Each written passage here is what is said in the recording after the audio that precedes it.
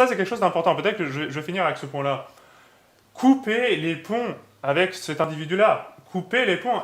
On n'est plus là même avec quelqu'un qui n'est pas juste doctrinalement. On n'est plus avec quelqu'un qui a quelques hérésies. Là, on est avec quelqu'un qui pousse un agenda anti-chrétien. C'est à ce point-là où on est rendu là. Qui pousse même un agenda qui, logiquement, devrait amener au règne de l'Antéchrist. C'est au point où on en est. Donc il est vraiment important que les catholiques réalisent les choses, qu'ils arrêtent de rester en communion avec cet individu-là. Qu'ils se séparent de lui. Cet homme-là, c'est pas seulement que, bon, il est gentil, mais il se trompe un peu, là. Non, il est en train de détruire l'Église. Et de façon méthodique. On a vu que c'était un plan, sur plusieurs années, là. Il fait partie de ce processus de globalisation. Et il le dit, il le défend, il l'enseigne. Il faut arrêter de considérer cet homme-là comme la règle de foi. C'est absurde. Il faut arrêter de considérer cet homme-là comme le vicaire du Christ. Hein? Donc, notre Seigneur avait dit « Qui vous écoute, m'écoute ». Et le pape Pie XII a répété cela. Il a répété les paroles de notre Seigneur. Il a dit « Ça s'applique au magistère de l'Église, ça s'applique en particulier au souverain pontife. Qui vous écoute, m'écoute ». Est-ce que, en écoutant l'enseignement de Bergoglio, est-ce qu'on entend la voix de notre Seigneur? Évidemment non. Évidemment non. On entend la voix d'éloge. Ah oui, on entend la voix de l'Antéchrist, on entend la voix du démon. Ça, on entend les voix des profs de sociologie au cégep et puis de toute cette frange de... Ah, donc, il faut vraiment que les catholiques reconnaissent la voix de notre Seigneur. Donc, dans la parabole du bon pasteur, on a cette image des brebis qui reconnaissent la voix du pasteur. Est-ce que vous reconnaissez la voix de notre Seigneur en écoutant cet enseignement? Si vous ne reconnaissez pas cette voix-là, alors courez. Vous avez affaire à un mercenaire, vous avez affaire à un loup même, déguisé en pasteur. Mais c'est un loup qui est là pour détruire les brebis, et il ne s'en cache plus. Il a installé la guillotine. C'est comme s'il avait installé l'abattoir tout près et puis qu'il indiquait la marche à suivre. Là, on est rendu à ce point-là. Il faut vraiment que les catholiques se réveillent et qu'ils arrêtent de le considérer comme pape, qu'ils arrêtent de le considérer, même d'être en communion avec lui à la messe. Quand on est en communion avec lui à la messe, on reconnaît que c'est lui le pape déjà, et que c'est lui qui nous permet de dire la messe, hein, parce que c'est ça que ça veut dire, unacum, là, c'est concrètement la délégation, parce que la messe doit évidemment se faire sous la motion de l'autorité ecclésiastique. Et ça, c'est au canon de la messe, je crois, que le prêtre il mentionne ces mots. Au canon de la messe, c'est ça. C'est le moment le plus sacré de l'être sainte messe. Exactement. On mentionne, dès le début du canon, on mentionne le pape et l'évêque diocésain. Pas nécessairement votre évêque à vous, si vous êtes en voyage. C'est l'évêque du diocèse. Pourquoi? Parce que c'est le pape et l'évêque qui vous permettent de dire la messe. Vous êtes délégué, le prêtre est délégué pour dire la messe. Il est délégué par le pape, par l'évêque. Si vous mettez le nom de Bergoglio à cet endroit du canon, si vous mettez le nom de l'évêque diocésain du coin qui est habillé en clown et qui est en train de détruire l'église, si vous mettez ces noms-là, vous êtes en train de dire que c'est eux qui vous délèguent, que c'est eux qui vous permettent de dire la messe. Bon, déjà, la plupart du temps, c'est faux. C'est odieux devant Dieu. Donc, il faut vraiment que les catholiques se réveillent, qu'ils arrêtent cette espèce de compromis avec cet agenda, qui n'est plus un agenda seulement erroné, qui n'est plus seulement un agenda hérétique. Là, on est rendu à un agenda de globalisation mondialiste qui doit amener à l'Antéchrist. May the day come when we do not discard those who are of little use to us. זמן אשר בו כבר לא בא בחשבון ההתעלמות מהזולת. E la politica si basi sul dialogo. 当宗教在兄弟姐妹之间建立和平与和谐的道路时， em que triunfe a fraternidade universal e a paz social.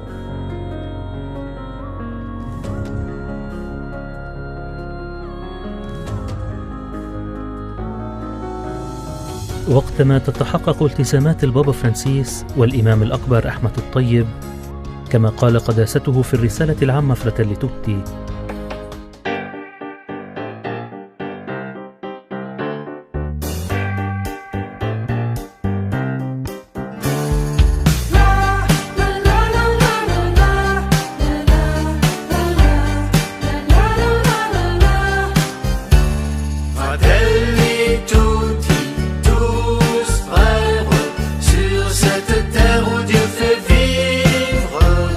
Fratelli tutti,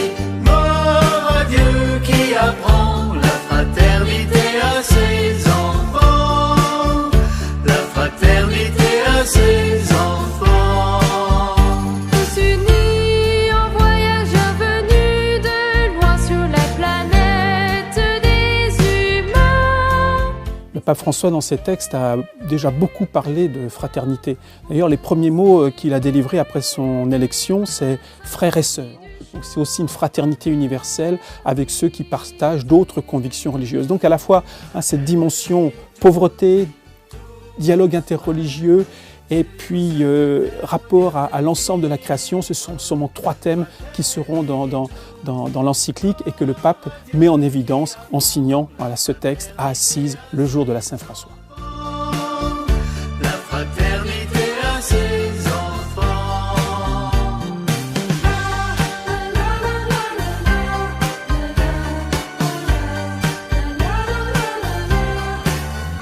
Tous unis et assez forts pour que la fratellanza umana, che come uomini siamo tutti fratelli e dobbiamo andare avanti con le altre religioni, no? Il Concilio Vaticano ha fatto un passo grosso in questo, anche l'istituzione dopo del Consiglio per l'unità dei cristiani e il Consiglio per il dialogo interreligioso.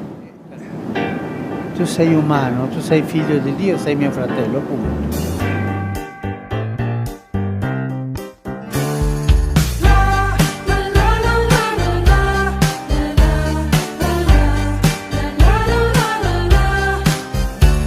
Fratelli tutti, tous frères, sur cette terre où Dieu fait vivre. Fratelli tutti, mort à Dieu qui apprend la fraternité à ses enfants. La religion ne sert donc plus à sauver son âme, mais simplement à épanouir personnellement l'individu. Et cela afin de travailler à la mise en place d'une fraternité universelle. l'esprit nous dit d'aller plus loin pour que s'éveillent des matins remplis du chant fraternité.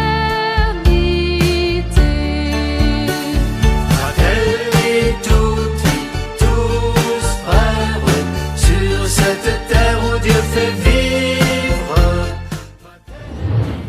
Aussi, cette nouvelle église conciliaire a cessé d'excommunier publiquement les catholiques membres de la franc-maçonnerie, mais également elle s'est empressée de se réconcilier avec les fausses religions ennemies de l'église.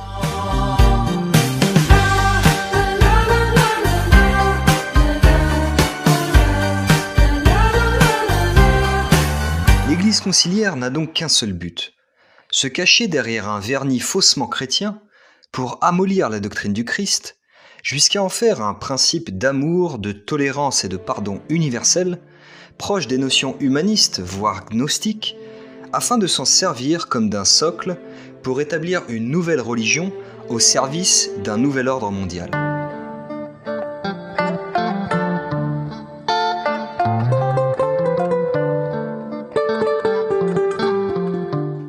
Smith. Bonjour Jean-Pierre. Le pape François était au Kazakhstan du 13 au 15 septembre dernier.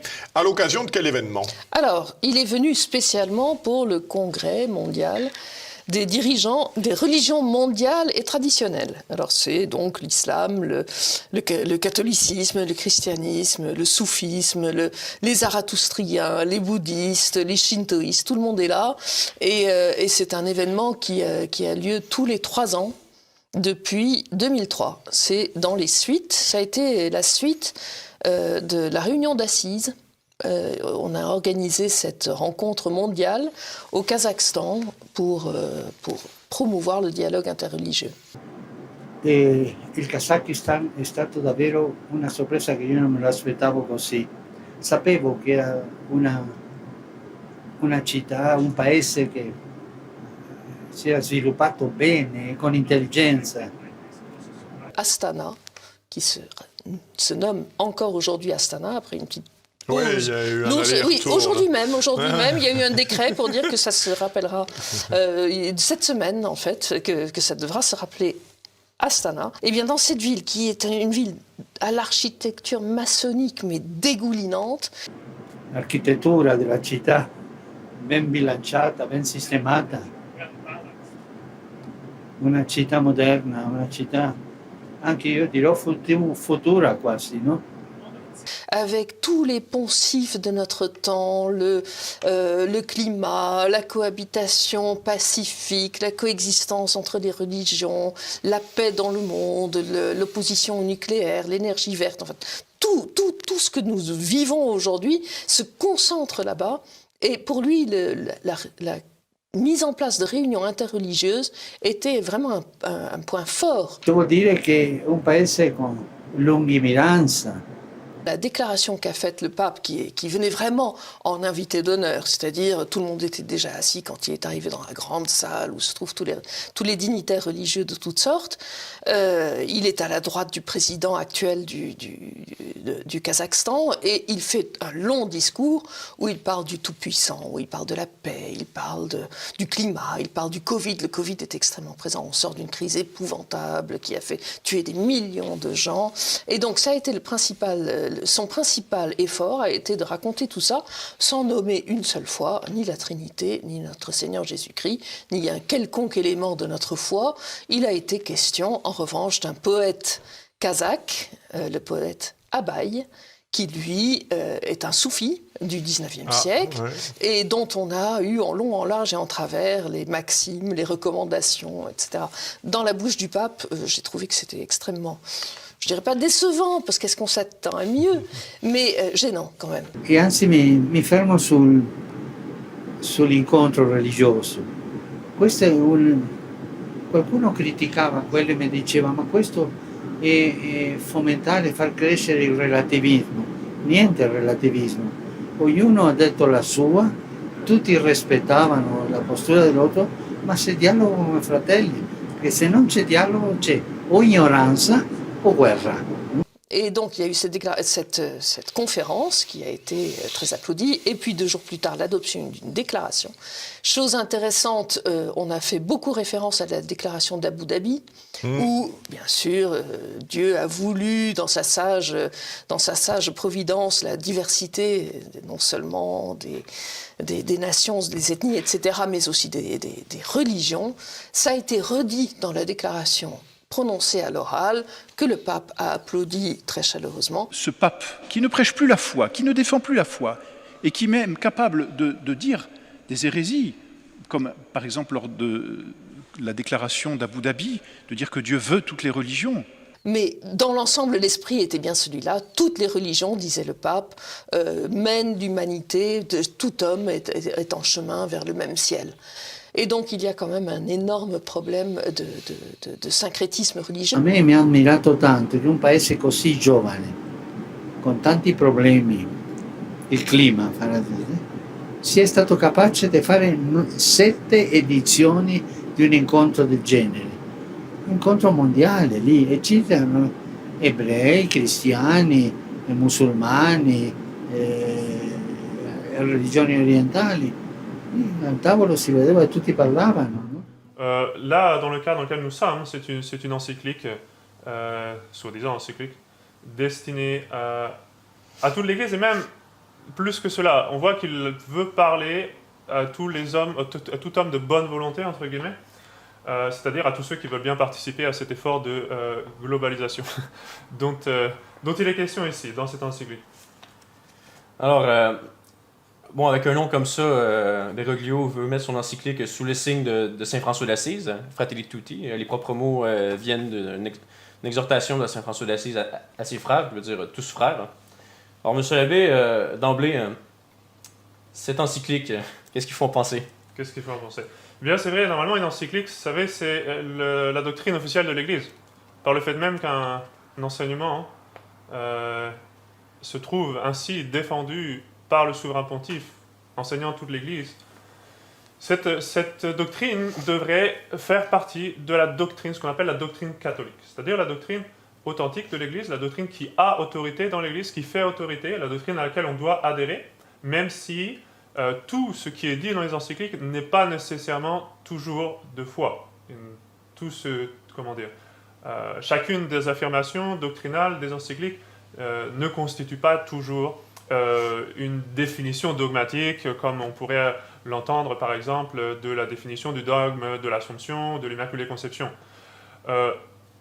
ceci étant dit, il arrive que des encycliques soient aussi le véhicule d'une décision définitive et donc infaillible du souverain pontife.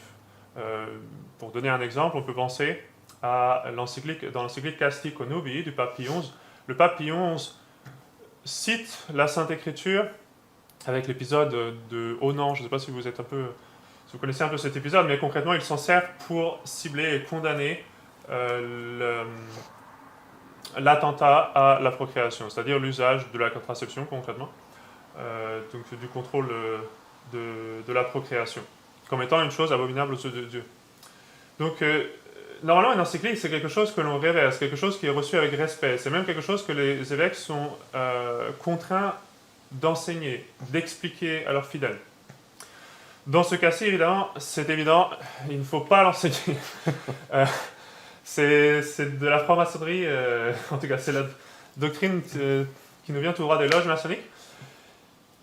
Donc ça pose certainement un problème d'autorité, c'est-à-dire comment est-il possible que l'Église, dans sa voie magistérielle, nous enseigne quelque chose d'aussi contraire à la doctrine catholique. Ce n'est pas possible.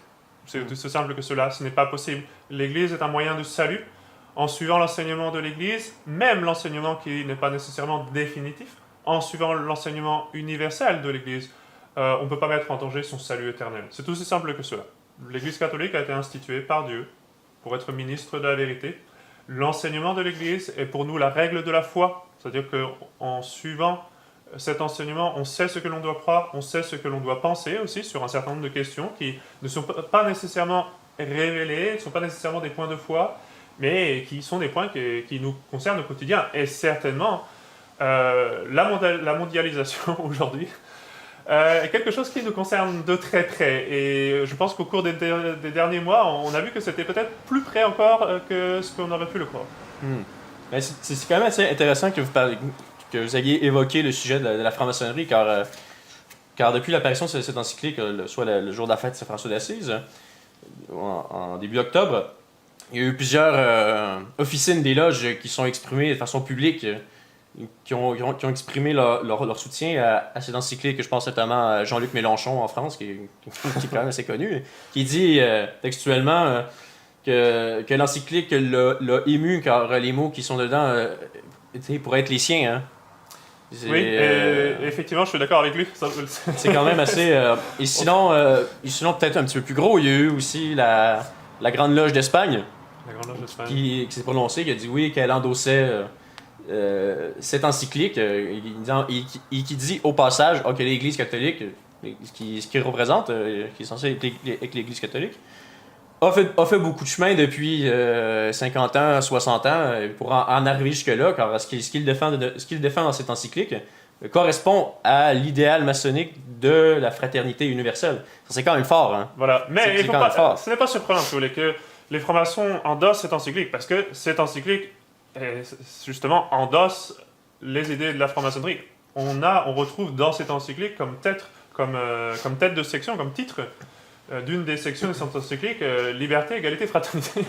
On ne peut pas avoir plus maçonnique que cette doctrine-là. Donc... Oui, le mot d'ordre, il revient plusieurs fois dans les paragraphes. Hein. Oui. On l'a comme titre, mais on l'a aussi qui revient à deux ou trois reprises. Hein. Il veut insister sur c'est l'âme de cette encyclique. La fraternité dont il s'agit, c'est cette fraternité de la devise de la Révolution française. Ce qui est très fort, parce que la Révolution française a été condamnée par l'Église. Le pape Pie VI a condamné la Déclaration des droits de l'homme du citoyen. En tout cas, c'est pas vraiment la question ici, mais ça ne peut pas être plus opposé à la doctrine sociale de l'Église catholique. Les condamnations qui sont solennelles quand même de la franc-maçonnerie, on parle depuis Clément XII, tous les papes, étaient jusqu'à Pie XII. Oui, tous les Pie XII dans le dernier. Mais quand même, chacun ont condamné, et même chacun ont condamné même plusieurs fois hein, la franc-maçonnerie, des déclarations qui étaient répétées, et comme mon prédécesseur a dit, nous répétons cette doctrine, que ces gens-là sont excommuniés pour tel point, tel point. Puis, que ce sont des idées subversives, et pour l'Église catholique, et pour même, ne serait-ce que la société civile, tout simplement. Et oui, mais ce n'est pas la première fois que Bergoglio essaie de mettre comme un vernis de religion, sur cette doctrine maçonnique, sur ces idéaux maçonniques, surtout en utilisant l'image de Saint François d'Assise. Bon, déjà, c'est le nom qu'il a choisi pour son pontificat, entre guillemets, il a choisi le nom de Saint François. Pauvre Saint François. Il faut vraiment, aujourd'hui, plus que jamais, l'honorer et puis le prier, le vénérer. Mais ce n'est pas la première fois. Rappelez-vous que cet épisode d'idolâtrie dans le jardin du Vatican, là, Pachamama. Oui, ça fait 1 an maintenant aujourd'hui. C'était un 4 octobre, c'était la fête de Saint François d'Assise. Oui, c'est de... Et il fait référence d'ailleurs dans ce document, la Fratelli Tutti, il fait référence à la rencontre que Saint François avait eue avec le sultan. Si vous vous rappelez, Saint François était allé en Égypte, à Damiette, pour rencontrer, pour aller prêcher aux musulmans tout simplement. Les convertir. Hein. Dans le but de les convertir. Hein. Et d'ailleurs, Saint Bonaventure est très clair là-dessus. Il cite Saint François. Vous savez que Saint Bonaventure a écrit la biographie de Saint François d'Assise. Il cite Saint François d'Assise en disant justement qu'il venait pour prêcher. Voici ce qu'il dit. Le serviteur de Dieu répondit, donc Saint François d'Assise, qu'il avait été envoyé d'au-delà des mers, non par un homme, mais par le Dieu très haut, pour lui indiquer, à lui et à son peuple, la voie du salut, et leur annoncer l'évangile qui est la vérité. Il était là pour prêcher l'évangile qui est la vérité, pour leur indiquer la voie du salut. C'était pas pour leur dire, ah vraiment on a envie de s'enrichir mutuellement. Il y a même eu l'épisode aussi avec, je crois sur un tapis de charbon ardent, et puis il a dit, bon, vous voyez, moi, si je suis de la vraie religion, je vais passer là-dessus, et il m'arrivera rien, et alors moi je le ferai. Et ensuite, il y aura vos imams et tout ça qui le feront. Et puis, Non, cet essai de récupérer cette icône de Saint François d'Assise comme pour bénir cette fraternité maçonnique, évidemment, c'est du non-sens. Ce n'est pas la première fois qu'il le fait. Il l'a fait avec Pachamama. Il l'a fait aussi avec la déclaration d'Abu Dhabi. Peut-être que c'est moins connu, mais cette rencontre interreligieuse-là, c'était dans le but de célébrer les 800 ans, ou le 800e anniversaire, de la rencontre de Saint François avec le sultan musulman. C'était dans cet esprit-là, imaginez, il n'y avait pas plus opposé. Je ne sais pas aussi, une dernière chose sur le même sujet. Je ne sais pas si vous avez vu cela, mais le Vatican va produire une pièce commémorative, si on veut, en l'honneur de la terre-mère. C'est-à-dire c'est une pièce où il y a une femme, comme une squaw, une femme indienne, de type indigène, enceinte, donc avec un ventre très gros. Et ce ventre, il est en forme de terre, et on voit les continents dessinés. Donc, si vous voulez, c'est la mère Terre. La mère Terre, c'est Gaïa. C'est Gaïa, ça. Et les évêques allemands, eux, au moins, sont un peu plus honnêtes, un peu plus clairs. Ils l'appellent la pièce Pachamama. Voilà, au moins, les choses sont claires. Il s'agit vraiment d'une idole. La chose est lancée. Voilà, la chose est claire. Et pour la réunion d'Abu Dhabi et pour cette encyclique, je ne sais pas si vous avez remarqué une autre chose intéressante, c'est le symbole. Toujours, c'est intéressant de voir parfois les symbolismes qu'ils utilisent. Bon, c'est la colombe avec un rameau d'olivier. On se dit, bon, c'est bien, ça fait très pieux. Ça symbolise la paix, je crois, normalement. Ça symbolise la paix, normalement, c'est vrai. Sauf que, et puis ça nous fait penser bien sûr à la colombe qui revient après le déluge, qui revient avec Noé en lui ramenant le rameau d'olivier pour lui annoncer la fin du déluge, pour lui annoncer le retour à la normale, si on veut. Sauf que Bergoglio, ce n'est pas exactement dans ce sens-là qu'il l'entend. Il fait référence effectivement à cet événement de Noé, mais il explique dans sa déclaration, dans une déclaration en lien avec cet événement d'Abu Dhabi, il explique que ce qu'il voulait dire, c'est qu'il était nécessaire que tous nous rentrions dans une arche de la fraternité. Après une espèce de sorte de cataclysme, si on veut, un peu comme le déluge, c'est-à-dire que le but étant d'instaurer un nouvel ordre. Donc il est dans cette idée depuis le début, il y a une logique, vous voyez, dans ce qu'il fait. Il y a une logique. Il a choisi ce nom de François pour une raison. Il continue d'utiliser l'image de Saint François d'Assise pour défendre toujours la même doctrine. Il a une logique de globalisation. Et là, dans ce document-là, les masques tombent, je veux dire. Ah, c'est explicite. C'est tellement explicite. Ah, c'est explicite. Et justement, bon, il y a un plaidoyer qui dit il nous faut de nouvelles institutions économiques mondiales établies pour aider les... pour éradiquer la faim dans le monde. Alors, c'est pas pour répandre la foi catholique. Hein. c'est pour Oui, et puis c'est éradiquer la faim dans le monde. Ce qui peut être louable, mais c'est ça. Mais de façon socialiste. Mais de façon socialiste. Voilà. Alors au final, quand moi j'ai lu un texte comme ça, j'ai l'impression que tu sais, c'était l'agenda 2030. hein. Bon, vous savez que comme Horacio Arruda avec sa petite épinglette, ou Bill Gates, c'est la même chose, tu sais, c'est les mêmes buts. Il fait partie de l'égalité des chances et tout. On est très dans le. C'est le credo révolutionnaire, quoi. Tu sais, qui suit la révolution tranquille, ce que la République prêche, ce qu'on prêche nous autres ici au Québec. L'égalité intrinsèque, abolir la peine de mort. Tout à fait, c'est toujours les mêmes idées. Et ce qui est intéressant de voir, c'est que là, bon, on le savait déjà, hein, mais c'est très clair, il s'inscrit justement, il fait partie de ce groupe-là. Il fait partie de cette espèce d'élite mondialiste là, qui veulent instaurer un nouvel ordre. C'est très clair. Lui-même, il emploie l'expression de processus de globalisation, qui est en cours, que l'on doit avancer, que l'on doit faire progresser. C'est pas catholique, ça.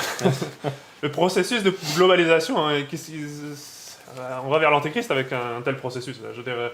En tout cas, avant de commencer, si vous me permettez, je voudrais juste lire une petite citation de Saint-Pédis, parce que bon, je pense que là, pour la plupart de nos auditeurs, les choses sont claires, mais quand même, je veux montrer le contraste qui existe entre l'enseignement d'un vrai souverain pontife catholique et même un saint, la personne de Saint-Pédis, et cet imposteur que nous avons en ce moment au Vatican, qui fait tout sauf enseigner la foi catholique.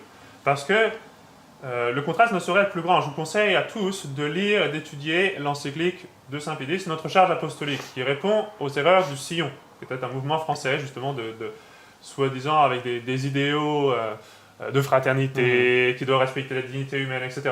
Saint-Pédis connaissait ces erreurs. Ce ne sont pas des choses nouvelles. Il les condamne. Je vais juste lire seulement quelques passages, mais je vous invite vraiment à lire l'ensemble de l'encyclique. Voici ce qu'il dit. Non, vénérables frères, il n'y a pas de vraie fraternité en dehors de la charité chrétienne, qui, par amour pour Dieu et son Fils Jésus-Christ notre Sauveur, embrasse tous les hommes pour les soulager tous et pour les amener tous à la même foi et au même bonheur du ciel. En séparant la fraternité de la charité chrétienne, ainsi entendue, la démocratie, loin d'être un progrès, constituerait un recul désastreux pour la civilisation. Car si l'on veut arriver, et nous le désirons de toute notre âme, à la plus grande somme de bien-être possible pour la société et pour chacun de ses membres par la fraternité, ou, comme on dit encore, par la solidarité universelle, il faut l'union des esprits dans la vérité, l'union des volontés dans la morale, l'union des cœurs dans l'amour de Dieu et de son Fils Jésus-Christ. Or, cette union n'est réalisable que par la charité catholique, laquelle seule, par conséquent, peut conduire les peuples dans la marche du progrès vers l'idéal de la civilisation. Donc voilà un peu ce qu'il dit par rapport à la fraternité. Tout de suite après, il parle aussi de la dignité humaine, parce que là, ce document-là, il nous rabâche les oreilles avec la dignité, la dignité, la dignité. Bon, voici ce que dit Saint-Pédis. Enfin, à la base de toutes les falsifications des notions sociales fondamentales, le Sillon place une fausse idée de la dignité humaine. D'après lui, l'homme ne sera vraiment homme, digne de ce nom, que du jour où il aura acquis une conscience éclairée, forte, indépendante, autonome, pouvant se passer de maître, ne s'obéissant qu'à elle-même, et capable d'assumer et de porter sans forfaire les plus graves responsabilités. Voilà de ces grands mots avec lesquels on exalte le sentiment de l'orgueil humain, tel un rêve qui entraîne l'homme, sans lumière, sans guide et sans secours, dans la voie de l'illusion, où en attendant le grand jour de la pleine conscience, il sera dévoré par l'erreur et les passions. Et ce grand jour, quand viendra-t-il ? À moins de changer la nature humaine, ce qui n'est pas au pouvoir du Sillon, viendra-t-il jamais ?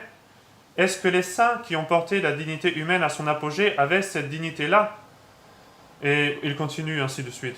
En tout cas, je vous conseille vraiment de lire cette encyclique, de la méditer, parce que c'est certainement une doctrine qui est aux antipodes de ce qui nous est proposé dans cette soi-disant encyclique de Bergoglio. Mais maintenant, si vous voulez, je pense qu'on peut commencer à parcourir un peu oui, certainement. Les points les plus saillants de cette encyclique. Alors, c'est quand même une encyclique qui est très longue. Là. Si on parle d'un pavé, si on compare avec d'autres encycliques, des encycliques de pape, le pape catholique, souvent, dans les plus longues, je pense mettons à Pascendi, qui était quand même une encyclique longue, qui faisait une quarantaine de pages, 30-40 pages, tout dépendamment de l'édition, la mienne 40. qui était quand même c'était quand même une grosse encyclique. Généralement, on parle plus 15-20 pages. Oui, et parfois même ça peut être assez texte. court. Par exemple, je pense à une encyclique très importante qui est la condamnation de l'œcuménisme par Pie XI, Mortalium Animos. C'est assez court, ça va droit au but, c'est très clair, on comprend très vite. Et très souvent c'était le cas, les encycliques n'étaient pas nécessairement très longues parce que l'enseignement de l'Église catholique est clair. Puis après, c'est le travail des évêques, le travail des prêtres, de développer cet enseignement. Mais le souverain pontife peut souvent essayer de rester assez concis et clair. Parce que dans cette encyclique, je rappelle qu'il y a 286 paragraphes. Hein. Oui, c'est vraiment 200 énorme, c'est très long. 286 paragraphes, qui sont quand même très longs, comme vous dites. Et puis, justement, on a l'impression que c'est du rabâchage, toujours des mêmes choses, la dignité humaine. Il y a à peu près pas ou quelques citations du magistère sur catholique. Hein. Surtout, il se cite beaucoup lui-même. Je ne sais pas si vous avez remarqué ça, mais il y a à peu près il y a plus de la moitié des citations qui sont de Bergoglio lui-même. Il aime beaucoup se citer. C'est quand même quelque chose, les citations. Parce qu'on revoit souvent les citations du documentaire François, un homme de parole qui sur son prêche sur l'écologie. Il dit qu'il faut se convertir à l'écologie. Il revient beaucoup il y a beaucoup de citations de ce documentaire-là. Et dans les notes de bas de page, c'est quand même assez curieux. Disons, j'ai parcouru les notes de bas de page. On voit, il y a quand même une qui est quand même pas mal, c'est Saint-Irénée de Lyon. Hein, et je crois, la citation, Saint-Irénée de Lyon, le père de l'Église, dans son livre Contre les hérésies, hein, qui est un classique de la littérature catholique, la note de bas de page qui vient après, ou je crois deux notes de bas de page, deux notes de bas de page après, c'est le Talmud de Babylone. Donc là, on se dit, c'est quoi ça? C'est la fraternité, voilà. C'est la fraternité. On peut citer tout le monde. Et puis, d'ailleurs, à la fin, il donne un peu ses inspirations, non? Oui. Ce passage-là. Oui, justement, il donne ses inspirations. Il dit évidemment, il va répéter, je me suis inspiré de la vision qu'il y a de Saint François d'Assise, qui ont déclaré Saint François de lui-même aussi, on le sait. Oui. Ils ont déclaré Saint François d'Assise le patron de l'œcuménisme, comme si c'était vrai. Mais il dit aussi, je me suis inspiré également d'autres frères qui sont pas catholiques. Martin Luther King, Desmond Tutu, Mahatma Mohandas Gandhi. Alors c'est quand même, il dit il y a beaucoup d'autres encore. Je serais curieux de savoir c'est quel autre encore qui sont pas cités. Mais ouais, c'est ça. En tout cas, dès le début, le paragraphe 8, enfin vers le début, là, un peu plus loin, il nous parle tout de suite de la fraternité, un peu comment l'entendre. Bon, il y a cette notion d'être de tous frères, mais ce qui est intéressant, c'est qu'il ne nous réfère pas, dans cette fraternité, il ne nous réfère pas à Dieu. Hein? Il nous dit les enfants de cette même terre. Donc on retrouve la pièce de monnaie dont on a parlé tout à l'heure, là, la mère terre, Gaïa, puis Pachamama. Et voici ce qu'il dit. « Et rêvons en tant qu'une seule et même humanité, comme des voyageurs partageant la même chair humaine, comme des enfants de cette même terre. » On s'attendrait à se dire, bon, ok, au moins les enfants du bon Dieu, ça serait... Bon, il y a vraiment quelque chose d'un peu catholique, là. Non, les enfants de cette même terre, qui nous abritent tous, chacun avec la richesse de sa foi. Donc, les foi hérétiques, je suppose, ont une certaine richesse, là, bon, selon son enseignement, ou de ses convictions. Chacun avec sa propre voix, tous frères. Donc, c'est comme ça qu'il termine l'introduction. Mais justement, je crois qu'il donne la clé, bon, pour ceux qui ne sont pas initiés, disons, au modernisme et à ce charabia-là, hein, au paragraphe 217, fin du paragraphe 217, il dit il faut, il parle des jeunes, il dit il faut outiller nos enfants des armes du dialogue, enseignant-leur le bon combat de la rencontre. En fait, ce qu'il veut dire en discutant avec ces gens-là, c'est que vous voyez, on s'assoit ensemble, on discute, on apprend à se connaître. Vous représentez, vous, mettons, vous représentez la tradition catholique. Moi, on va dire que je représenterai l'islam. Et puis, on s'assoit ensemble, on va discuter, on s'enrichit mutuellement. Votre tradition est riche, la mienne aussi. On va essayer de voir ce qu'on peut avoir de commun. On va faire une déclaration commune, comme qu'il l'a fait à Abu Dhabi avec l'imam. Oui, surtout. Bon, là, si vous voulez partir là-dessus, là, c'est surtout à la fin, quand il dit que personne ne peut prétendre avoir la vérité, quoi. Là, c'est bon. Oui, c'est assez... Là, on tombe des nues, quoi. Bon, c'est au paragraphe 221. Il y a vraiment tout, ils sont contraires Ah, dans cette encyclique. Personne ne pourra détenir toute la vérité. Ah bon, on se demande pourquoi la Sainte Église catholique a été instituée, du coup. Puis bon, surtout le rôle du souverain pontife dans l'histoire. Hein. Personne ne pourra détenir toute la vérité ni satisfaire la totalité de ses désirs. Parce que cette prétention conduirait à vouloir détruire l'autre en niant ses droits. C'est-à-dire que prétendre que vous avez la vérité et que c'est la vraie vérité, c'est-à-dire la seule vérité objective, c'est nier les droits des autres. Bah, nier les droits à l'erreur, ce qui est vrai. La vérité exclut l'erreur. Après, il continue. La recherche d'une fausse tolérance doit céder le pas au réalisme dialogant de la part de ceux qui croient devoir être fidèles à leurs principes, mais qui reconnaissent que l'autre aussi a le droit d'essayer d'être fidèle aux siens. Ce qu'il entend par cette fausse tolérance, c'est la seule tolérance finalement qui est permise par l'Église, c'est-à-dire il est permis parfois de tolérer l'erreur. C'est-à-dire de tolérer qu'il y ait des gens qui soient dans l'erreur et ne pas nécessairement aller les poursuivre avec la hache à la main. Ok, d'accord. Les contraindre, mettons, comme dans le cas d'un État. Hein. On ne peut pas nécessairement le contraindre à ce qu'ils se convertissent, parce que il faut que la vérité soit embrassée de façon libre. C'est vrai, l'homme fonctionne de cette façon-là, qu'il faut que l'adhésion se fasse de façon volontaire. Il n'empêche que il n'y a pas de droit à l'erreur. Non. Ça n'existe pas un droit à l'erreur. C'est une absurdité même dans les termes. Un droit à l'erreur, on n'a pas le droit de faire le mal, on n'a pas le droit d'enseigner l'erreur. Le mal est dans l'ordre moral, ce que l'erreur dans l'ordre spéculatif. Donc il ne peut pas y avoir de droit à l'erreur comme il n'y a pas de droit de tuer votre voisine. C'est la même chose, c'est aussi absurde. Ou de droit d'enseigner par exemple, ou mettons que quelqu'un ouvrait, imaginez, si le gouvernement permettait à n'importe qui d'ouvrir des cabinets de médecins, et puis disant que vous auriez le droit de commencer à professer alors que vous n'avez absolument aucune formation. C'est absurde, vous n'avez aucun droit. Vous n'avez pas été accrédité, vous n'avez pas reçu de formation, vous ne pouvez pas pratiquer la médecine. C'est aussi simple que cela. Eh bien, l'erreur n'a pas de droit non plus. Mais ça, justement, c'est la question de la liberté, finalement, qui devient faussée. Hein. Bon, avec le libéralisme, au final, c'est pas seulement le libéralisme qui rentre en ligne de compte là-dedans, mais quand même... C'est l'aboutissement. C'est son aboutissement. Hein. C'est-à-dire la liberté, surtout, il insiste là-dessus en plus, la liberté. C'est plus vers la fin, là aussi, la liberté religieuse. Attendez voir si j'arrive à le retrouver rapidement. Il dit à un moment donné, évidemment, il reprend l'enseignement du Concile de Vatican II. Oui. Il dit chaque personne a le droit, selon sa conscience, de professer la religion, peu importe son appartenance de race, de sexe ou ces choses-là. Hein. Il y a un droit, c'est ce qu'il dit, au paragraphe 279. Il y a un droit fondamental qui ne doit pas être oublié sur le chemin de la fraternité et de la paix. C'est la liberté religieuse pour les croyants de toutes les religions.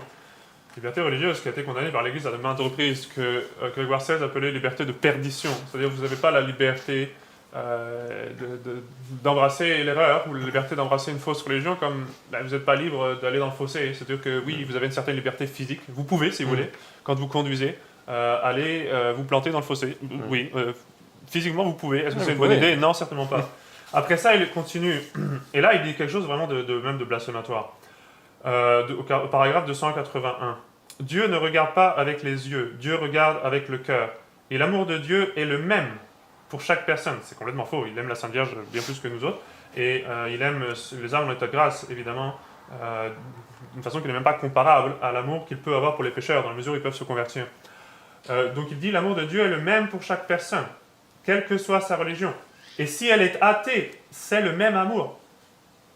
Je pensais que Saint Paul disait que pour approcher de Dieu, il fallait croire, en lui déjà. Bon. Ok. Au dernier jour, et quand il y aura la lumière suffisante, dit-il, sur la terre, pour voir les choses telles qu'elles sont, il y aura des surprises. Oui, au jour du jugement, cher monsieur Bergoglio, il y aura des surprises. Ça, je suis bien d'accord. Peut-être plus pour vous que pour d'autres. Ah, c'est complètement absurde.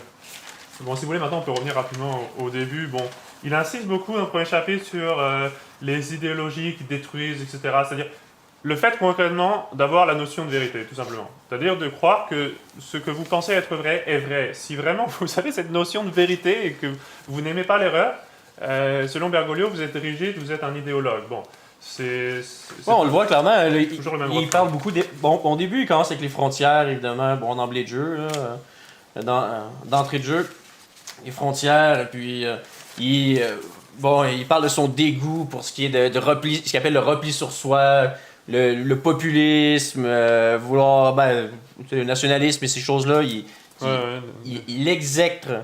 Mais vraiment.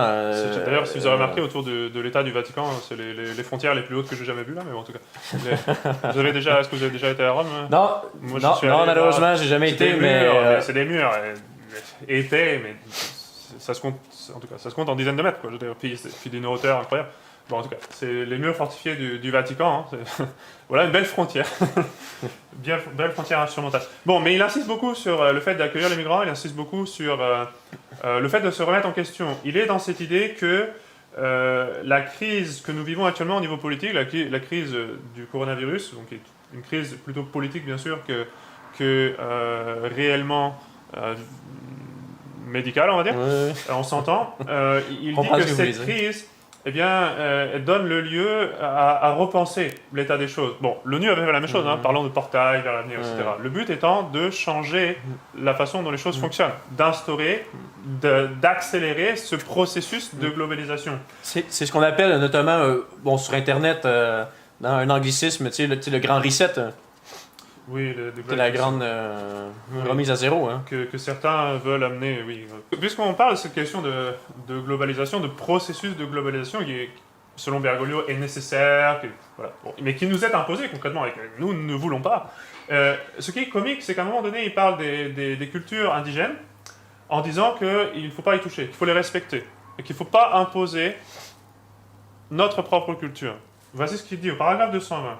L'intolérance et le mépris envers les cultures populaires indigènes est une véritable forme de violence, propre aux élites dénuées de bonté, qui vivent en jugeant les autres. Et est-ce qu'on ne pourrait pas appliquer, ce même verset à notre propre culture, à nos pays tels qu'ils sont? Pourquoi est-ce qu'une élite, justement, nous impose quelque chose qu'on ne veut pas? Pour ce processus de globalisation, on n'en veut pas. Alors, on nous demande de respecter les cultures des autres, etc. On nous détruit notre culture. Et c'est assez intéressant parce que c'est là qu'on voit que finalement, bon, la rencontre de toutes les erreurs, on pourrait dire quasiment, tu sais, l'égout collecteur de toutes les erreurs, pour le reformuler de façon catholique.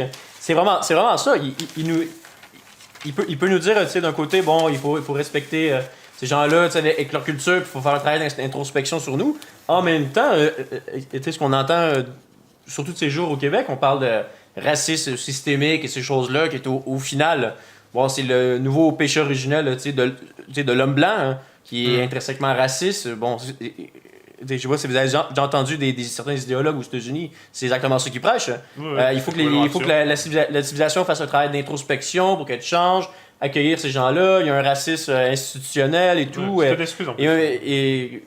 Ben oui, justement. C'est une excuse parce qu'il y a même des Américains d'origine africaine qui se sentent très bien et qui le disent eux-mêmes, il n'y a pas de racisme. Je veux dire, ils ont l'opportunité de... Bon, il peut y avoir évidemment qu'il y a des gens qui sont racistes, peut-être des individus, mais les institutions ne sont pas racistes, loin de là, depuis le temps qu'on a changé les choses, depuis le temps qu'on nous enseigne, depuis notre plus tendre enfance, de ne pas être raciste. Je pense que... évidemment, mais en tout cas, c'est une dialectique qui est là pour diviser les gens afin de mieux les manipuler. Mais c'est très contradictoire, alors que, tu sais, autrefois, on nous disait, bon, moi j'ai fait de l'école publique, et on nous disait, on nous martelait, les races n'existent pas, les races n'existaient pas, les races n'existaient pas. Maintenant, à chaque semaine, à chaque jour, on entend parler de race. C'est très, tu sais, bon, c'est quoi qu'il faut croire, là, maintenant, là, tu sais, Ah, les gars, ils sont pas à une absurdité près. C'est absurde. Mais en tous les cas, une autre... en allant un peu plus loin maintenant, bon, au chapitre 2, il cite le Talmud de Babylone, ça vous l'avez déjà noté. Au chapitre 3, il insiste sur le fait de ne pas imposer nos croyances aux autres. Mais le problème, c'est que, qu'est-ce qu'il fait, quoi? Bon, c'est-à-dire que ces libéraux, là, idéologues, là, qui veulent nous imposer leur façon de voir les choses, justement, soi-disant sans dogme, hein? Cette liberté universelle, cette fraternité devient un dogme. Et d'ailleurs, la devise originelle de la Révolution française, c'était oui, liberté, égalité, fraternité. Il ne faut pas oublier la deuxième partie, ou la mort. Ou la mort. Et là, on retrouve ce point-là, c'est-à-dire, il faut être gentil, il faut accepter toutes les erreurs, et si vous n'acceptez pas qu'il faut accepter l'erreur... alors, on va mourir asphyxié. C'est justement, c'est le même discours de gaucho, prof de sociologie, de ce que vous voulez, les cultures, les gens, des traditions qui se replient sur eux-mêmes, et ils finissent asphyxiés, puis ils meurent. On a vu ce qu'a donné Vatican II en parlant d'asphyxie, hein. En tous les cas, voici ce qu'il dit au paragraphe 118. Le monde existe pour tous, car nous tous, en tant qu'êtres humains, nous naissons sur cette terre avec la même dignité. Les différences de couleur, de religion, de capacité, de lieu de naissance, de lieu de résidence et tant d'autres différences ne peuvent pas être priorisées ou utilisées pour justifier les privilèges de certains sur les droits de tous. C'est complètement absurde. Je veux dire, moi, étant français, évidemment, je suis obligé de faire des démarches administratives pour pouvoir résider au Canada. Et c'est normal. Je ne vais pas me présenter à la frontière, dites, moi, je m'auto-identifie comme Canadien, s'il vous plaît, donnez-moi un passeport canadien. Non, je veux la résidence. J'ai jamais habité ici. Je veux la résidence, même plus. Je veux la citoyenneté. Hein. Voilà. Alors ça, c'est tout un truc. Aujourd'hui, on parle de citoyenneté. Le concept est dévoyé si on le compare avec l'Antiquité grecque ou même à Rome, que le mot citoyen était quand même quelque chose de respectable. Oui, bon, en tout cas, maintenant, ça reste quelque chose de purement administratif. C'était difficile à acquérir. Oui, mais c'est normal bon, si vous êtes dans votre pays, c'est votre pays, vous avez des privilèges dans votre pays que les étrangers n'ont pas. C'est le droit naturel. Et c'est le droit de tous les pays. Ce qu'il dit ici, c'est complètement absurde. Ça veut détruire la notion de pays, ça veut détruire le fait que si vous êtes américain, vous avez des droits aux États-Unis que les Canadiens n'ont pas. Si vous êtes Canadien, vous avez des droits au Canada que les Européens n'ont pas, et ainsi de suite. En France, j'ai des droits que ceux qui ne sont pas français n'ont pas. Et c'est normal. Et la même chose est vraie dans notre famille. Il veut détruire tout cela. Un peu plus tard, d'ailleurs, il va le dire, qu'il faut détruire, ou qu'il ne faut pas qu'il y ait de priorité qui soit supérieure à cette fraternité. Donc il veut par exemple que cette fraternité, j'espère que je vais retrouver la citation exacte, que cette fraternité soit même prioritaire sur l'appartenance à la famille même. Ce qui est complètement contraire à la loi naturelle. Complètement opposé au droit naturel. Voici, c'est au paragraphe 229. Une société dans laquelle la valeur d'être ensemble en tant qu'être humain prime incontestablement sur l'appartenance à tout autre groupe plus restreint, que ce soit la famille, la nation, la race ou la culture. C'est ce genre de société qu'il veut nous amener. Une société sur laquelle le fait d'être humain, tout simplement, prime sur votre nation, prime sur votre famille, prime sur tout le reste. C'est la vue communiste et socialiste de la société. C'est l'État qui interagit directement avec les individus, au lieu d'interagir avec les villes, au lieu d'interagir avec les familles constituant étant la cellule de base de la société. Ils détruisent tout cet ordre-là. Bon, de toute façon, ils ont détruit la famille, donc bon, c'est sûr qu'il ne reste plus rien sur lequel construire, oui, ça, on peut l'admettre. Mais c'est antinaturel. C'est antinaturel. Et c'est absurde. On a encore quelques restes de bon sens, parce que, voilà, si vous êtes Canadien, vous avez des droits au Canada, de moins en moins, là, par rapport aux autres, mais disons, mais vous êtes censé avoir des droits que les étrangers n'ont pas. Et c'est absolument naturel, c'est normal. Il y a un ordre de charité, il y a un ordre, il y a une hiérarchie. On n'est pas égaux, dans le sens où, moi je ne suis pas Canadien, c'est comme ça. Oui. Et ce n'est pas une injustice. C'est comme ça, ce n'est pas une injustice. Mais ça, c'est important, parce que Bergoglio, il enseigne n'importe quoi sur cette question-là. Bon, après ça, il enseigne qu'il faut absolument qu'il y ait des relations internationales, qu'il faut une institution supranationale pour régler tous les conflits. Donc il dit au paragraphe 138, « Nous avons besoin d'un ordre juridique, politique et économique mondial. » Bon, ça va, on ne peut pas être plus clair. « Susceptible d'accroître et d'orienter la collaboration internationale vers le développement solidaire de tous les peuples. » Et on a vu jusqu'à présent toutes les tentatives, en plus, être des échecs, concrètement. Surtout, on le voit avec l'ONU, qui concrètement n'arrive à rien résoudre. Je dirais, dès qu'il y a un pays, parce que les pays qui font la guerre ou qui prennent des territoires aux autres, de toute façon, ils sont membres de l'ONU. Puis pour que l'ONU puisse agir, il faut que tout le monde soit d'accord. Bon, ce pays-là, il n'est pas d'accord. La Russie, par exemple, qui envahit l'Ukraine ou je sais pas quoi, il n'est pas d'accord. Et qu'est-ce qui se passe? L'ONU ne peut plus rien faire. Bon. Alors, concrètement, ça ne sert à rien, déjà. Et on voit, non seulement que ça ne sert à rien, mais que c'est même nocif. Parce que toutes les réglementations actuelles, c'est complètement absurde. Surtout, on le voit avec l'OMS. Toutes les directives pour la pandémie, qui se sont révélées absolument absurdes. Puis maintenant, d'ailleurs, ils ont fait demi-tour. Je ne sais pas si vous savez. Maintenant, le confinement, maintenant, ça devient nocif. Oui, ça serait... Heureusement que nous avons finalement, des experts. Ben, si justement, là, ils ont compris que finalement, les riches sont de plus en plus riches. Je pense à Amazon, et les pauvres sont de plus en plus pauvres. Oui, et surtout que les dégâts causés par le confinement sont pires que la maladie. C'est-à-dire le remède est pire que la maladie. Et c'est évident, je veux dire, on le savait dès le début, on n'avait pas besoin d'être un expert à l'OMS pour le savoir. Non, mais ça va bien aller. Selon le mot consacré au Québec, là, ça va bien aller. Ça va bien aller. Ça va bien aller avec l'arc-en-ciel, ça va bien. Okay. C'est beau. Donc il insiste beaucoup sur la culture de rencontre, soi-disant. qui doit être institutionnalisé. Il veut absolument qu'il y ait cette rencontre. Dans cette encyclique-là, très clairement, il nous dit que vous ne pouvez pas prétendre avoir la vérité. Et que si vous pensez devoir suivre ce que vous croyez être vrai, du moins, il faut absolument que vous dialoguez avec les autres. C'est même plus une option, hein. C'est même plus que, tolérer les autres. Non, maintenant, il insiste sur le fait que vous devez dialoguer. Et il faut, pour que ce dialogue fonctionne, il faut qu'il soit institutionnalisé. D'où la nécessité, finalement, d'avoir une institution supranationale, etc. Donc, c'est vraiment un monde horrible qu'il nous propose. Hein. Ça nous fait penser, bien sûr, à 1984, puis au meilleur des mondes, soi-disant, des utopistes des années 80. Oui, et même qui nous livre au paragraphe 203, à la fin du paragraphe 203. Les différences sont créatrices, elles créent des tensions, et dans la résolution d'une tension se trouve le progrès de l'humanité. C'est pas un peu, c'est pas un peu hegelien, ça? Oui, c'est très hegelien. C'est la thèse, antithèse, synthèse. Ouais. Exact, tu sais, c'est le principe du communisme. C'est le principe qui est derrière le communisme. Oui, c'est Solvay et de Coagula aussi, c'est-à-dire c'est toujours la même chose. Mais c'est absurde. Les différences sont créatrices, soi-disant que les différences vont amener le progrès de l'humanité. Bon, il y a des différences qui sont naturelles et qui sont voulues par Dieu et qui sont pas mauvaises.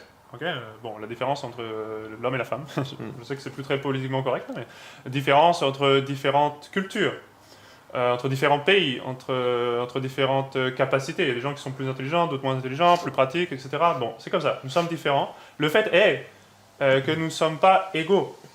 Quand nous naissons, nous allons à l'école pour pouvoir apprendre. Parce qu'il y a des gens qui savent des choses et nous ne connaissons pas. C'est aussi idiot que ça. Donc, en tout cas, ces différences-là, elles ne pourraient pas cohabiter s'il n'y avait pas une union. C'est bête à dire, mais la différence, elle est contraire à l'union. Il faut qu'il y ait un principe d'union. Il peut y avoir des différences, c'est vrai, mais il faut qu'il y ait un principe d'union. Dans l'Église catholique, ce principe d'union, c'est la charité, c'est la foi. Le fait d'être membre du corps mystique de notre Seigneur. Voilà ce qui fait l'union, c'est la communion des saints.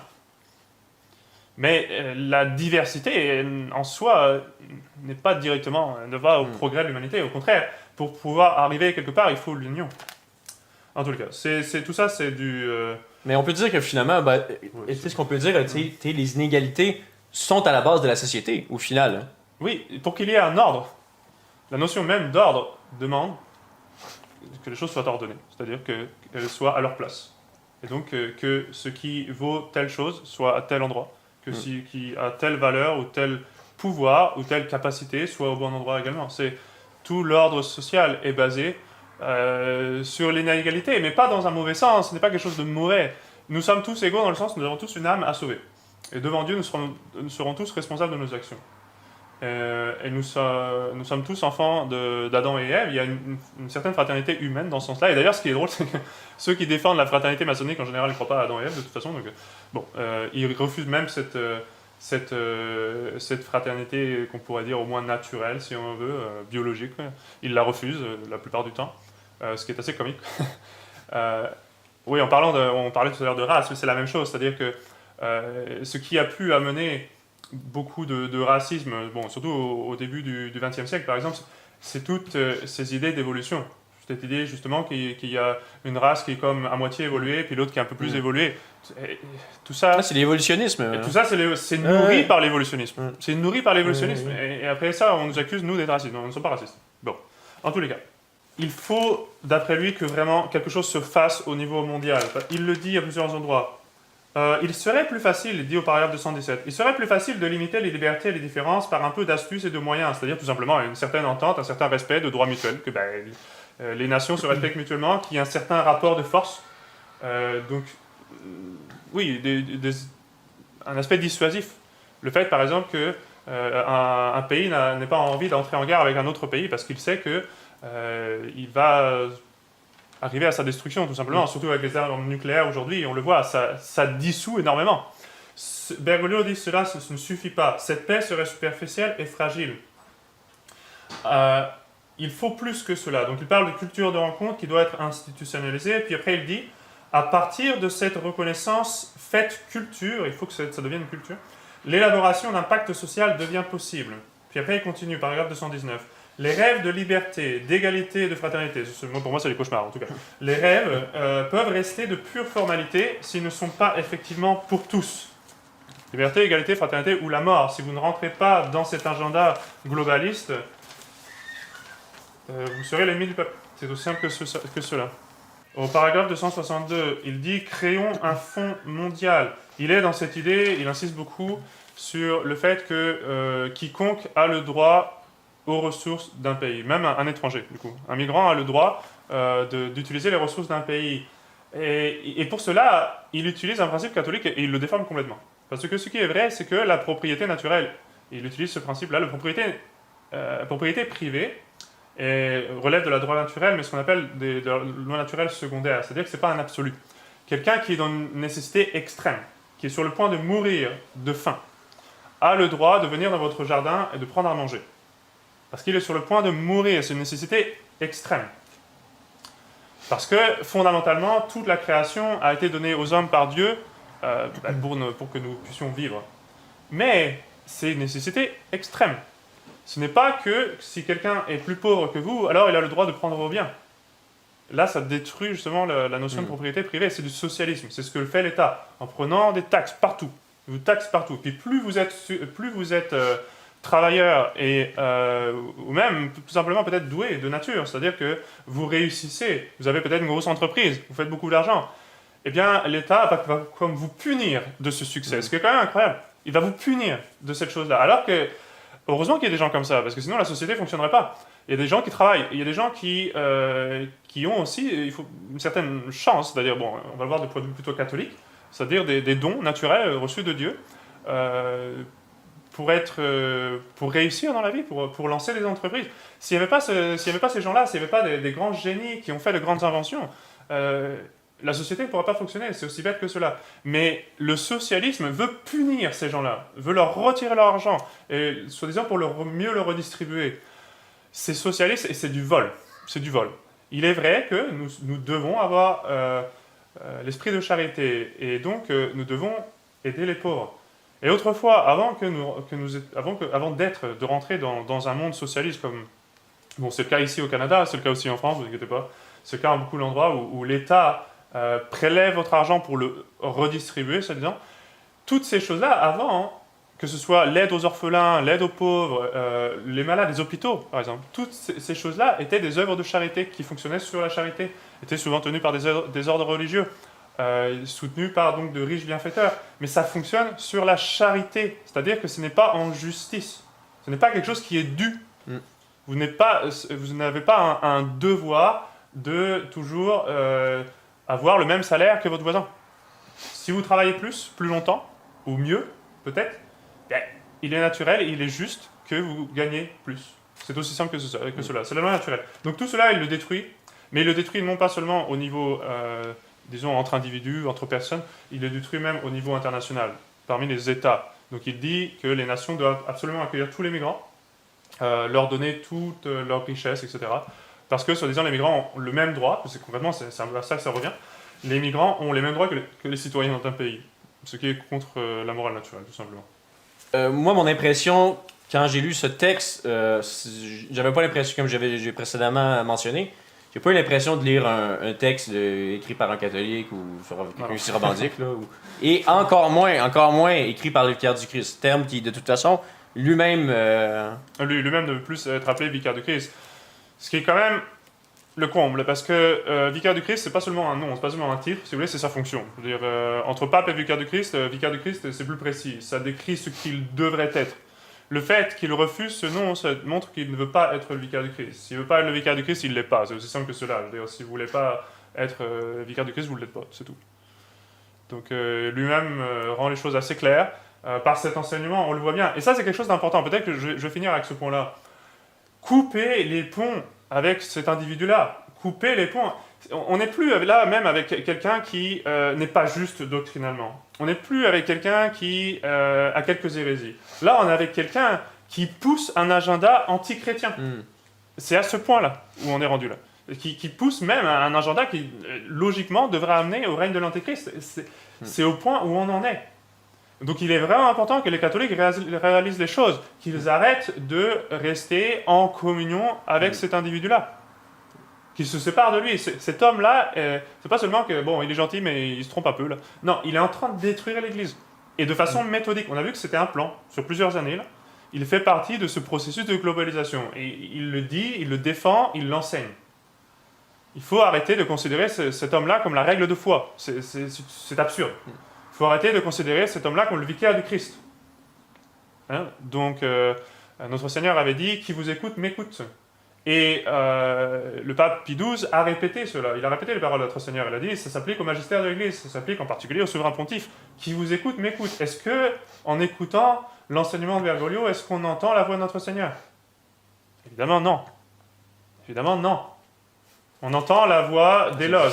Ah oui, on entend la voix de l'antéchrist, on entend la voix du démon. Ça, on entend les voix des profs de sociologie au cégep et puis de toute cette frange de... En tout cas. Donc, il faut vraiment que les catholiques reconnaissent la voix de notre Seigneur. Donc, dans la parabole du bon pasteur, on a cette image des brebis qui reconnaissent la voix du pasteur. Est-ce que vous reconnaissez la voix de notre Seigneur en écoutant cet enseignement? Si vous ne reconnaissez pas cette voix-là, alors courez. Vous avez affaire à un mercenaire, vous avez affaire à un loup même, déguisé en pasteur. Mais c'est un loup qui est là pour détruire les brebis, il ne s'en cache plus. Il a installé la guillotine. C'est comme s'il avait installé l'abattoir tout près et puis qu'il indiquait la marche à suivre. Là, on est rendu à ce point-là. Il faut vraiment que les catholiques se réveillent et qu'ils arrêtent de le considérer comme pape, qu'ils arrêtent de le considérer, même d'être en communion avec lui à la messe. Quand on est en communion avec lui à la messe, on reconnaît que c'est lui le pape déjà, et que c'est lui qui nous permet de dire la messe, hein, parce que c'est ça que ça veut dire, unacum, là, c'est concrètement la délégation, parce que la messe doit évidemment se faire sous la motion de l'autorité ecclésiastique. Et ça, c'est au canon de la messe, je crois, que le prêtre il mentionne ces mots. Au canon de la messe, c'est ça. C'est le moment le plus sacré de la lettre Sainte Messe. Exactement. On mentionne, dès le début du canon, on mentionne le pape et l'évêque diocésain. Pas nécessairement votre évêque à vous, si vous êtes en voyage. C'est l'évêque du diocèse. Pourquoi? Parce que c'est le pape et l'évêque qui vous permettent de dire la messe. Vous êtes délégué, le prêtre est délégué pour dire la messe. Il est délégué par le pape, par l'évêque. Si vous mettez le nom de Bergoglio à cet endroit du canon, si vous mettez le nom de l'évêque diocésain du coin qui est habillé en clown et qui est en train de détruire l'église, si vous mettez ces noms-là, vous êtes en train de dire que c'est eux qui vous délèguent, que c'est eux qui vous permettent de dire la messe. Bon, déjà, la plupart du temps, c'est faux. C'est odieux devant Dieu. Donc, il faut vraiment que les catholiques se réveillent, qu'ils arrêtent cette espèce de compromis avec cet agenda, qui n'est plus un agenda seulement erroné, qui n'est plus seulement un agenda hérétique. Là, on est rendu à un agenda de globalisation mondialiste qui doit amener à l'Antéchrist.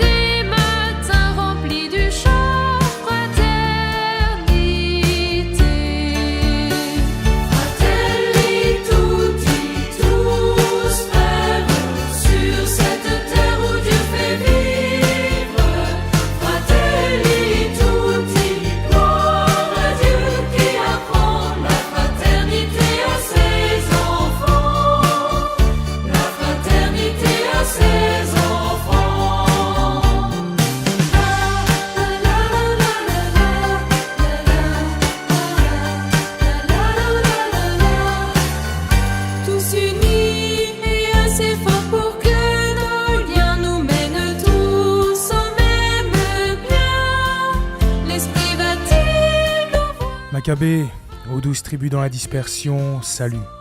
Très chers frères, voilà maintenant plus d'1 an que j'ai commencé mon apostolat numérique.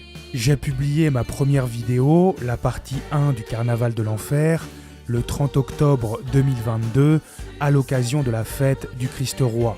Je n'ai dès lors pas cessé de travailler sur la liberté religieuse jusqu'à ce que soit achevé le commentaire détaillé de Dignitatis Humanae. Entre la recherche, l'écriture, le temps de me former au montage et le montage lui-même, ce sont au total plusieurs milliers d'heures que j'ai investies dans ce projet. La liberté religieuse est un sujet complexe, long à décortiquer et parfois un peu lourd, mais n'oublions pas que ces parasites que sont les pseudo-conservateurs cherchent en permanence la moindre petite faille pour abuser leurs victimes. Une précision chirurgicale était donc plus que nécessaire.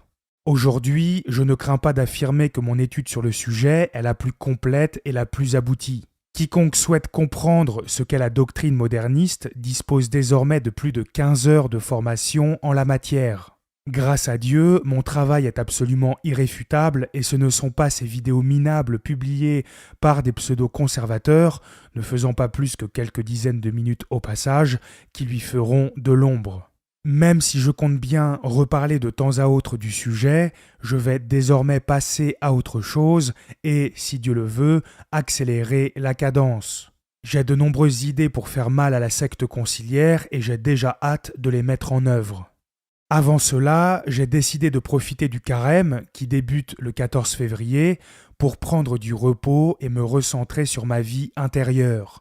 Cela fait plus d'1 an et demi que je travaille d'arrache-pied et je commence sérieusement à saturer. Cela me permettra également de méditer sur cette année passée et de réfléchir à ce que j'ai pu faire de bien ou de moins bien.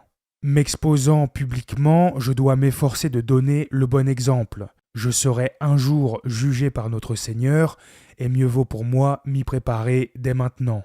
Je vais donc me retirer des réseaux sociaux pendant tout ce temps du carême, car j'ai vraiment besoin de me ressourcer. Avant cela, il me reste encore une chose importante à faire, un appel aux dons. Ce moment, je l'ai repoussé aussi loin que possible, car je ne me suis jamais senti très à l'aise avec l'idée de, disons-le clairement, vous demander de l'argent. J'aimerais pouvoir ne compter que sur mes propres moyens, mais cela m'est malheureusement impossible. Si je veux continuer à faire ce que je fais avec autant d'implication, je suis hélas bien contraint de trouver une solution pour subvenir à mes besoins. Si l'État finance des journalistes véreux pour faire sa propagande et que la secte moderniste redistribue l'argent de ses fidèles à des prélats qui font tout pour détruire l'Église, il n'est personne pour financer le combat dans lequel je me suis lancé. Il ne reste donc plus que vous qui appréciez mon travail et qui en bénéficiez pour me venir en aide. Au total, comme je le disais, ce sont des milliers d'heures que j'ai passées à travailler sur la liberté religieuse pour aider le plus grand nombre. Si j'avais donné tout ce temps et cette énergie à une entreprise, ce sont des dizaines de milliers d'euros de salaire que j'aurais pu gagner. Je n'ai donc non seulement rien reçu pendant tout ce temps, mais j'ai même dû dépenser environ 1 000 euros pour du matériel audio et autres éléments nécessaires à mon travail. 15 heures de formation avec un tel niveau de détail disponible gratuitement, vous ne trouverez ça nulle part sur Internet, quel que soit le domaine. Nombreux sont ceux qui vendent des formations de 3 heures à 197 euros ou plus et dont les clients les remercient plus que chaleureusement. Si j'avais là encore investi ce temps pour faire la même chose, je serais certainement bien plus riche aujourd'hui. Si je vous dis cela, ce n'est évidemment pas pour me plaindre, car je ne regrette rien de mes choix, mais c'est pour que vous compreniez que cet appel au don est loin d'être illégitime ou abusif. Je ne peux tout simplement plus continuer comme ça, donc soit il se trouve du monde pour faire un petit effort de guerre et m'aider, soit je devrais trouver un emploi rémunéré et diminuer mon apostolat d'au moins 90%. Comprenez qu'il m'aurait été absolument impossible de cumuler un travail ordinaire avec ce que j'ai fait jusqu'ici. Je ne compte plus les journées de 10 heures que j'ai passées à écrire ou à faire du montage, tant la quantité de travail à abattre était colossale. Jamais je n'aurais pu faire tout ça en rentrant à 17 heures après une journée de travail bien fatigante. Ma voiture est en train de lâcher de partout, je dois manger, m'habiller, bref, je suis comme tout le monde, je dois gagner ma vie d'une manière ou d'une autre. Je n'aspire pas à m'enrichir, mais il me faut subvenir à mes besoins pour continuer le combat.